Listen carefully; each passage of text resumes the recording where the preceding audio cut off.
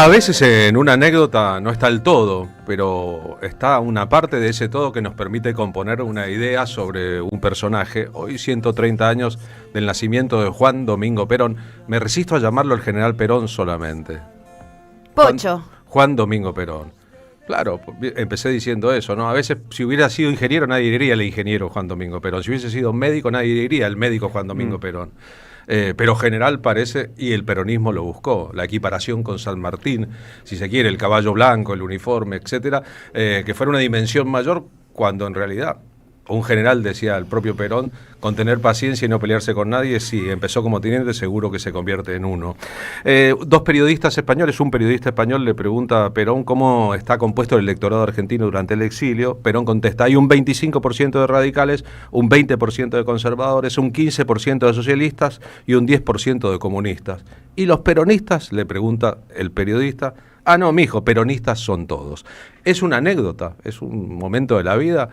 ¿O habla un montón sobre el modo de concebir la realidad del hombre que conocemos como Perón? Jorge Bernardes, buenas tardes. Buenas tardes, ¿cómo estás, Carlos? Y Luciano Di Vito, buenas Hola, tardes, buenas Luciano. tardes. Acaban de reeditar a través de Editorial Planeta Las aventuras de Perón en la Tierra, un libro cuya portada les muestro aquí en el streaming de la radio, cuya portada parece imitar una famosa tapa de un disco de los Beatles, si ustedes lo piensan un poquito, sería Perón y su banda de corazones solidarios, o más o menos así, y nos damos el gusto de recibirlos en la radio, de agradecerles el libro. Acabo de leer esta edición ampliada, completa, con un montón de elementos hermosos. Discrepo con algunas cosas de las conclusiones, pero eso no es lo más importante del caso, sino la acumulación de historias, que empezó cuando los dos trabajaban de productores de programas, entre ellos el programa de Felipe Piña en la televisión pública.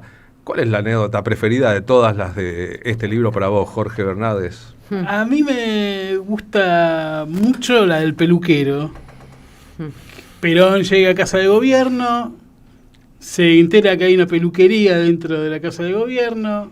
Eso es el 46. 46. Pero le dice, mire que el peluquero es medio confianzudo, es un poco efusivo. El presidente Perón va a hacerse cortar el pelo, el peluquero efectivamente era efusivo y muy charleta, y le dice, ¿cómo quiere que le corte? General, le dijo en realidad. Y Perón les dijo calladito. Es bueno decir que Un corte de pelo calladito. Para el militar que era Perón y para su estilo, cortarse el pelo debía ser una costumbre de una vez por semana, ¿no? Más o menos, claro, era habitual hacerlo. Pero acumula muchas historias, Perón. Ese remate en una palabra. Ese remate en una palabra, es increíble. Ese fue el origen del libro. Una acumulación de anécdotas que íbamos escuchando en distintas investigaciones que hicimos, que terminaban como un one-liner de cualquier comedia que uno se pusiera a escribir. Decía, mirá cómo remataba Perón. Remata Perón. Claro, remata Perón en una baldosa, a veces es en un concepto, eso que conocemos como a los amigos todos, al enemigo ni piedad, claro. Digamos, es una síntesis tan grande, una elaboración tan importante que a veces si no pensamos que es la punta de un iceberg y que detrás o debajo hay un montón de filosofía y de pensamiento, no nos damos cuenta. Luciano, la tuya, la preferida de todas. Yo tengo dos. Una muy cortita, que es la de la página 89, creo que 89. Era, ¿no? La de Andrés López. Andrés López fue uno de los que subió a la Concagua en su momento con una expedición a subir los bustos de Evita. Lo baja, de Perón y Evita. Los baja la fusiladora y López siempre los quiso volver a poner para ubicarlo y se va con Perón al exilio. Cuando lo fuimos a entrevistar, ya era un hombre grande, ya fallecido actualmente, todos los entrevistados teníamos un código con Jorge que era que para terminar la entrevista le hacíamos dos preguntas. Una era si había soñado con Perón y la otra, ¿qué consejo recuerda que le dio Perón? Y ahí se terminaba. López soñaba con Perón como todos los entrevistados que hablábamos, tenían sueños espectaculares, pero cuando nos vamos dice, y el consejo que me dio es muy importante. Y nosotros hace una pausa, todo esto en el palier de la casa, en el ascensor. Y nos mira y nos dice, el general Perón dijo que cuando yo me esté por tirar un pedo en el lugar, vaya al baño y apriete la cadena así no se escucha. y nos mira y dice, es un consejo que hasta el día de hoy lo sigo haciendo. Bien. Muy buen consejo. Lo voy a tomar y me lo voy a apropiar. ¿Pero qué? ¿Hace una cosa contraria en la actualidad? A mí me gusta la anécdota del actor y locutor Carlos Santamaría en Olivos. Sí, Bueno, Carlos fue el gestor, sin saberlo, del libro. Que anotamos. ¿Cuál? ¿Esa la de Santa María? Sí, porque estábamos haciendo otra cosa en el canal y trabajábamos con él. estamos trabajando con él justamente y siempre se hablaba de Perón por algo. Y entonces Carlos dice, sí, yo lo conocía a Perón. Que ese es el disparador que tienen todas las anécdotas. Yo lo conocía a Perón. Yo lo conocía a Perón. Tenía 15 años. Claro, entonces yo tenía 15 años, íbamos con un amigo, donde estaba Que en vivía por Gaspar la Campos, ¿no? Y veía que él siempre salía a la tarde y le daba caramelos a los chicos, qué sé yo, entonces... Perón convertido en un vecino del barrio. Vecino del barrio, sí. Que también se escapaba con alguno de los que estaban en la enfermería a recorrer la ciudad, los médicos no lo dejaban, y él quería dar una vuelta y se escapaba a veces con eso, ¿no? Qué Entonces, bueno, humanizarlo entonces Santa María dice, bueno, vamos un día con su amigo, van un día con su amigo a verlo a Perón. Y Perón los mira y dice, pero usted está a tomar un whisky a la esquina. No para caramelo. Claro. Es bueno porque hay muchos Perón en Perón y el más íntimo, digamos, el no narrado, porque el que se narra es el público, está lleno de sorpresas. ¿Cómo era la rutina en Guardia de Hierro de Perón? Eso es muy interesante. Perón había propuesto como idea de vida el que duerme siesta se levanta 2 veces con la cabeza lúcida. Tal vez una costumbre militar, y en cualquier circunstancia se levantaba ¿a qué hora? ¿A las 7 de la mañana? 7 de la mañana. 7 de la mañana. Era muy frugal en sus hábitos, como la mayoría de los militares, digamos. Claro, todo el mundo dice era muy alto, pero... Vida cuartelera, muy alto, sí. Muy alto. ¿Y cómo era su rutina? 7 de la mañana se levantaba. Bueno, ya de grande se fumaba 2 cigarrillos a la mañana, porque es cuando estaba más lúcido, decía él, y después almorzaba un bife con ensalada, cosa muy liviana. Hacía una rutina de caminar. Una rutina de caminata. Depende, de caminata y de lectura, ¿no? Claro. Cuidaba mucho el cuerpo. Cacho Fontal en una anécdota cuenta que cuando lo van a ver con Pinky, Sí.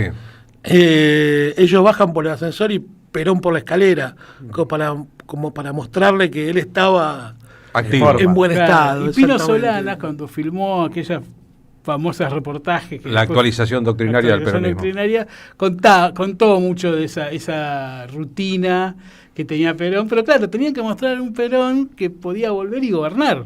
Ahí Era- en Puerta de Hierro adquiere presencia principal López Rega, que era Sí. el portero, el administrador, El brujo. el dueño, sí, pero además de eso era el dueño de los tiempos de Perón. Él habilitaba a Carlos Menem, por ejemplo, no lo dejó entrar. No lo dejó entrar. Pero habilitaba también, lo ayudaba, era una persona de cuidado, pero era un tipo grande. Y entonces le dice Perón a Balbín, llega a decirle, bueno, cuando usted tenga problemas para levantarse del inodoro, va a saber para qué me sirve López Rega. Es interesante, cuando usted tenga problemas para levantarse el inodoro va a entender de qué me sirve a mí López Rega. El asunto que el Lazarillo, el hombre que estaba a su diestra, se convirtió más adelante, Crea un entorno, ¿no? claro, en el fundador de la AAA, que un día terminó matando a los propios. No, y abre puertas y cierra la llegada de alguna gente. Y el que intercede para que Perón lo reciba Jorge a Menem, Antonio. Jorge Antonio, que ese capítulo nos impresionó muchísimo. el dueño de las finanzas. O sea, si Perón no te atendía, ibas a ver a Jorge Antonio, y Jorge Antonio se arreglaba para que Perón, del que era consejero, Sí. y además el manager económico, por decirlo de alguna manera, te abría la puerta. No por nada queda afuera después cuando vuelve Sí, claro. Perón a gobernar. Es el Buenos primero en entornos, malos entornos. Es linda la historia de Perón, exiliado en Panamá, antes de la etapa en España, y antes de recibir un ofrecimiento que declinó de ir a Cuba, y declinó por razones que son específicas. Cobraba unos mangos en una cantina por sacarse fotos con los turistas, Perón en camiseta, ¿no? Está contado ahí también por los guardaespaldas en ese momento. Y sí, hacía presencia en un restaurante argentino, donde intercambiaba la presencia de él y el saludo con los comensales por comida. Esa era la situación económica de Perón en ese periplo que hizo por Centroamérica, y escapándose con muy poco dinero. Esa Estaba austeridad que vos- Isabelita estaba por ahí. Estaban dando vueltas. Ahí se cruza con Isabelita y con Roberto Galán. Con Roberto Galán, y empieza esa parte que siempre estuvo bajo un velo de oscuridad. ¿Cómo fue que esa chica que bailaba en un club termina siendo la esposa de Perón y luego vicepresidenta de la Argentina? Eso que vos decías de la austeridad se nota mucho en el exilio. Es un exilio más bien miserable. Contra todo lo que se decía acá, que Perón tenía que vivir en una mansión, que la estaba pasando bien, el exilio es miserable de Perón. En los lugares donde vivió, donde estuvo. Cuando decís miserable te referís a austeridad, digamos, a estar más pobre, digamos. López y Landajo nos contaban que fueron los que porque también tuvo otros acompañantes después, que vivían 3 personas en un 2 ambientes. ¿No? Y que además estaban la CIA dando vueltas todo el tiempo. Perón estaba bajo vigilancia estricta, ¿no? Sí. Bueno, hubo 3 intentos y más de querer matarlo. No lo pusimos en este capítulo, en esta reedición, pero sí está en la primera edición, que hay un militar que cuenta sus 3 fallidas veces de matarlo a Perón. Es interesante también que Perón contrató servicios de inteligencia propios, ¿no? Que tenía, sin que el mundo lo supiera, sus propios informantes. Tenía gente que había formado un poco durante su gobierno, que tenía cerca. Bueno, Landajo es uno. Landajo es uno, pero no debe haber sido el único. No es el único. Es muy interesante porque eso tiene repercusiones más adelante en la historia. Leonardo Fabio, ¿no? Uh-huh. Fabio cuenta una historia buenísima en el libro, que cuando lo va a ver a Perón le dice que termina un encuentro muy largo. Esto nos lo contó Fabio en el 2008. Y le dice Perón, le voy a dar un encargo muy importante. Una carta. Pero es muy importante, le dice Perón. Y le da la carta. Fabio guarda esa carta como si le hubiera dado... Recordemos que Perón está proscripto, está prohibido, el peronismo no puede participar en elecciones, de verdad, era peligroso, la marcha peronista estaba prohibida, no se podía mencionarlo por su nombre y apellido en los medios de comunicación. No se puede decir Perón. No se puede, el tirano prófugo escribía el diario La Nación, por ejemplo, ¿no? Era peligroso portar una carta de Perón. Muy. Y bueno, y entonces Fabio viene con esa carta, todo así como... Un agente secreto. Claro, tal cual. Y bueno, cuando va al destinatario que era la carta, se la da y se da cuenta que eran saludos del general para los muchachos, para los del gremio, todo eso. Ese era el poder de persuasión que tenía Perón. Y le quería probar la lealtad de Fabio también, si cumplía con la misión. Cumplía con el mandato. Con la misión. También era muy siempre zorro, una misión, ¿no? Perón tiene una obra literaria increíble, o sea, siendo militar, si uno va, por ejemplo, al círculo militar va a encontrar, no sé, como si fueran todas estas paredes llenas de libros militares de Perón.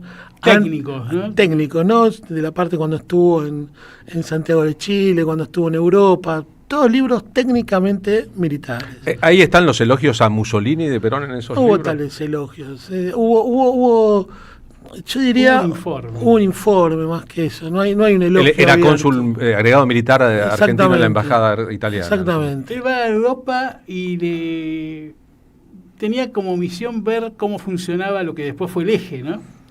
Y curiosamente en el informe que escribe dice que el eje va a perder. Uh-huh. El eje Tokio, Berlín, Roma. Roma. Y él, sí, es admirador de alguna forma de la organización de Mussolini. Del Estado. Cierto, del Estado. Tampoco es que fuera un mussoliniano así. No, es interesante porque es parte de su formación y del contexto en que emerge Perón, que es muy distinto de lo que pasa después cuando Perón gobierna. Lo que todo el tiempo tratamos también en el libro es de, ojo, no hay que leer las cosas con las ideas de ahora. Con la sensibilidad de ahora. Claro, con la lectura de ahora, ¿no? Porque nosotros decimos esto sobre Mussolini, sobre Alemania. Y eran contemporáneos. En Estados Unidos había seguidores de Hitler. A montones, sí. Y acá también. Importante, como el padre de Kennedy. Y en la Argentina también. Hubo ministros argentinos de Hitler, el ministro de Agricultura de la Argentina. Se llenó un Luna Park. Sí, ese es el acto más grande de la historia del nazismo fuera de Alemania. Leonardo Fabio le llegó tarde a Perón, cosa que no solía ocurrir, ¿no? Él decía que le había llegado tarde porque le había llegado, que era lo importante. Pero Perón lo esperaba impaciente, que eso es otro dato. Y terminaron hablando más que nada de bichos, de animales.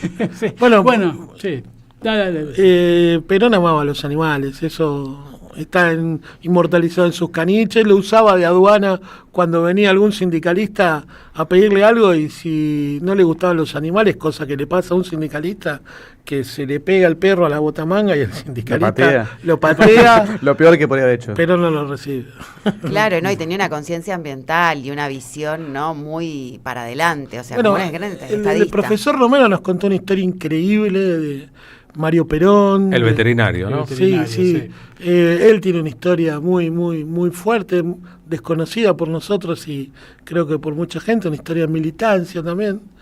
Y Con el zoológico de Buenos Aires, Claro. que era el lugar que Perón utilizaba para ir a descansar y que no le jodieran Imagínate mucho. ser Perón en esa época, ¿dónde descansás? ¿A dónde vas? ¿A dónde vas? ¿A dónde vas? Un día con Evita, ¿a dónde vas sin que te rompan las pelotas? Perón iba al zoológico. iba al zoológico. zoológico. De paso De lo noche. veía el hermano. A almorzar. Hace poco, no está en el libro, pero Mario Perón logra escapar de la fusiladora cuando lo va a buscar. Es el hermano menor. El de Es el Perón. hermano menor que lo va a buscar al zoológico, porque había una casa donde él dormía, inclusive llegó a dormir en la jaula de los gorilas, lo contaba eso, decimos un gorila amigable, decía.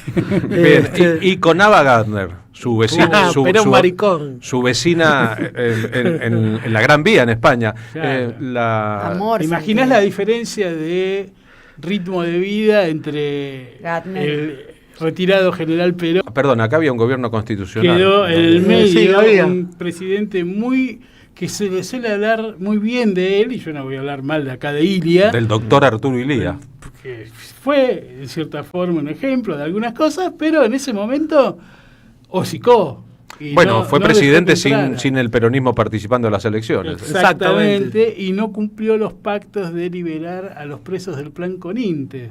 Bueno, y entonces Perón llega hasta Brasil y va en cana en Brasil. Va en cana, Brasil. Bancana. Lo detienen. Porque había un canciller que había participado de los bombardeos acá en Argentina. Ajá. Entonces es el que lo llama El Ilia, embajador.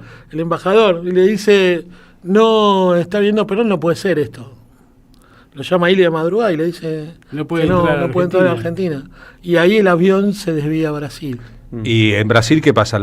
En Brasil había Lo una detienen dictadura porque militar. estaba la dictadura. Empezaba la dictadura militar. Entraron al Exactamente. avión, revisaron los documentos, lo detuvieron un tiempo, unas horas, ¿no? Tampoco como para que no estallara un conflicto diplomático, ¿no? Ahora, estos datos que son públicos, no son privados, cambia un poco la historia de la percepción. Es decir, no es que Perón aguantó 17 años en el exilio. Cuando iban unos pocos años de exilio, 9 en total, Es la Perón mitad del quiso exilio, perdón, es la mitad del exilio. forzó su retorno, Exacto, aún sabiendo exacto. que no tenía las coordenadas a favor. Es la mitad temporal del exilio, si lo Y hubo varios analizamos. fragotes entre la fusiladora y el regreso de Perón. Hay todo un capítulo donde contamos de un militar que se mete en una especie de golpe contra la dictadura y después termina llegando a Casa de Hierro sin plata. Es una Lo- historia muy... Tal vez la historia Tremenda. más dramática que reflejan esta colección de anécdotas, Jorge Bernardes, Luciano Di Vito, Las aventuras de Perón en la tierra, sea la del cuerpo de Evita en el primer piso del edificio. ¿Cómo es esa historia? Perón había conseguido que le devolvieran el Toda una cadáver de negociación. Evita después de una negociación larguísima Eso fue... con la logia Propaganda Due. Sí. Qué En el fuerte medio. cómo se naturaliza todo esto, a veces me da como... Sí. Eso No, fue, tremendo, eso es tremendo. tremendo porque ¿Eh? sobrevuela un pacto eh, de Perón con Lillo Gelli. El jefe de la logia masónica PDUE. PDUE, que a veces castiga la traición cortándole las manos Dicen a eso. los traidores. Al cadáver de Perón le cortaron las manos en el cementerio de la Recoleta años Chacarita. después de la Chacarita, años después. sí. Pero hay un dato que te hace pensar también, que es que Lillo Gelli recibe la condecoración de... La Sí, máxima Martín. condecoración argentina apenas Perón asume Sí. la tercera Y presidencia. cuando a Perón le devuelven el uniforme, porque recordemos que la fusiladora lo vacía militarmente a Perón y después le devuelve las cosas. Y termina siendo teniente general y no Exacto, general Claro, como era. el pacto decía que la PDUE se había adueñado de eso y le pedía a cambio a Perón de Cuerpo Evita. Y el trato es, nosotros te devolvemos el Cuerpo Evita, pero nos vas a tener que dar cuando llegues al gobierno el manejo de la política exterior. no es menor el asunto de que además le dicen a Perón, si usted quiere el cadáver de Evita, yo en 2 días le traigo acá el cuerpo. Exactamente. Es decir, Se lo conseguían. es posible que el cadáver de Evita, enterrado en un cementerio clandestinamente y sin nombre, estuviera en manos de una mafia llamada la PDUE, y que lo tuvieron siempre ahí y esperaron el momento exacto para hacer una mafia para hacerlo, pero necrofílica llena de violadores. Imposible de pensar peor. Pero es interesante que alguien va a la residencia y le dice, che, el cuerpo de Evita está acá en el primer piso, ¿quieren venir a ver? El cadáver de Evita. Exactamente, cuando hacen eso le devuelven... Y está Isabel ahí. Lo curioso de eso, que es lo que te hace desconfiar del pacto, es que va el enviado del gobierno argentino a ofrecer el cuerpo de Evita como algo de la negociación para que Perón vuelva a la Argentina, que está todo más o menos bien. Es muy raro la melange que se da ahí entre Lidio Gelli, Sandro Pertini, el presidente socialista del Partido de Italia. Exactamente. Es imposible no pensar por qué no hay ningún libro sobre Lanuse. Porque yo veía toda esta trama que se arma en esa época y digo, nadie escribió nada sobre Lanuse. Nosotros acudimos a la bibliografía porque los testimonios que teníamos, mucha gente no lo quería dar en un grabador. De hecho, también nos pasó con el doctor Cosio. Tenían miedo. Claro. Cosio nos contó, nos costó un montón. Cosio, médico personal de Perón, que es el que nos dice que cuando llega por primera vez a Argentina tiene un infarto. Y que estaba casi que condenado cuando Perón volvió a la Argentina a morir por los inviernos húmedos de la ciudad de Buenos Aires, que en el clima relativamente templado de Madrid, el cuerpo de Perón, que además tal vez había mentido un par de años la edad, etcétera, etcétera, y no era exactamente... porque él manipuló un poco la para misma entrar edad. al ejército. Exactamente. Tal vez en Madrid hubiese vivido más, pero venir a la humedad y el frío del invierno porteño era casi que un certificado de muerte. Eso dice Cosio. El doctor Puigvert, que contactó con Cosio, le dice, si Perón se queda en España va a vivir bastante más, si vuelve a la Argentina va a morir en 6 meses. Era un secreto a voces, por otra parte, en el entorno de Perón en los últimos meses de su vida, que estaba aconteciendo lo que iba a pasar, un lento deterioro de su salud que iba a incluir su propia muerte. Por eso es interesante también el accionar que se da en el entorno de Perón en ese momento, y el tironeo para que por la vicepresidencia. Claro, para que la sucesión quede en manos de la vicepresidenta, que a su vez es manipulada por el ministro de Bienestar Social. O sea, Isabel Martínez de Perón y López Rega terminan siendo herederos de Perón, más allá de la voluntad, suponemos, de una parte de él mismo, ¿no? Y también el fracaso de lo de Balbín y Perón. Claro, recién hablábamos de eso. Por eso es muy interesante hacer una correcta comprensión de la lectura histórica, ¿no? De lo que nos pasó como movimiento, porque si no, eso también se tiende a repetir, no hay que olvidar y no hay que hacer lecturas erróneas. Es interesante que aquella consigna de los Contreras, hoy lo llamaríamos los gorilas, de muerto el perro, muerto la rabia, fracasó rotundamente. Sí, muerto Perón, no murió el peronismo, muerta Evita, no murió la llama simbólica de la revolución, muerto Néstor Kirchner, no murió el kirchnerismo, y muerto técnicamente el peronismo electoralmente, el peronismo siempre resucitó, así lo hemos visto a través de 80 años de historia. Gracias por haber venido a la radio a contar. Este es el libro, para los que están viendo el stream y para los que están escuchando, lo pueden conseguir, ¿no? En cualquier librería. Jorge Bernardes y Luciano Divito, Las aventuras de Perón en la Tierra, Editorial Planeta. Perón hincha de Boca, no hay dudas de eso, ¿no? A pesar no hay de que dudas. hay dudas. No hay dudas. Bueno, está bien. Perón hincha de Boca, pero inaugura el estadio Juan Domingo cilindro, Perón en el cilindro Racing de Club. Claro. Racing campeón 49, 50 y 51, Cereijo, ministro de Economía, hincha de Racing. Pero le dice a Cereijo, no está en el libro, le dice a Cereijo, pero qué boludo, no hicieron la pista olímpica cuando inaugura ¿en serio? la ¿Le cancha dijo de eso? Racing. Claro, Sí. cuando lo vio, dijo, acá podríamos haber Porque dicho... Sí, era perfecto. Hubo además. todo un tema con la idea del mundial, que Argentina no va, y los Juegos Olímpicos y todo eso. El Mundial del 50. El Mundial del para otro 50, libro. que Argentina no va, bueno, eso es otra Tampoco cosa. va al 54. Exactamente. Entonces, Argentina, Buenos Aires tiene un tema con los estadios y sale el de la Racing. cancha de Racing, que el mástil hecho por el arquitecto refleja la hora de su nacimiento, si se fijan. Eso no sabía. ¿En serio? En serio, El centro de la un cancha. poco ego trip el tipo, pero bueno. bueno, es muy- Pero pasa Bueno, eso. ay, eso Cuando se Perón valora. inaugura el estadio, le dice, qué boludo, se olvidaron el anillo olímpico. Es muy interesante toda la historia de Perón, y no es para abordar ahora, y el deporte como un símbolo de la Argentina potencia.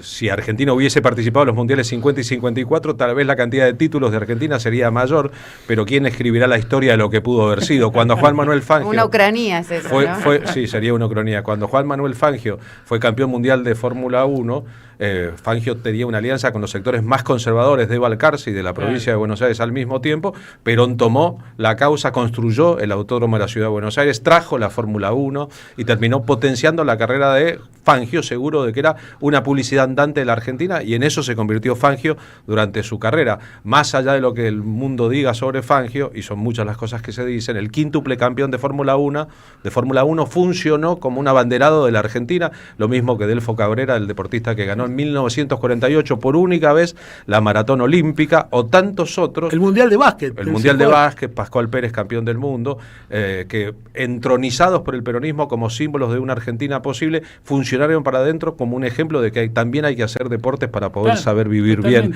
nada más y nada menos. Que no era futbolero, porque le gustaban, era esgrimista. Era esgrimista, si lo pensamos como buen militar, era esgrimista. Jorge Bernardes, Luciano Di Vito, el libro es imperdible, Las aventuras de Perón en la Tierra, Planeta lo editó.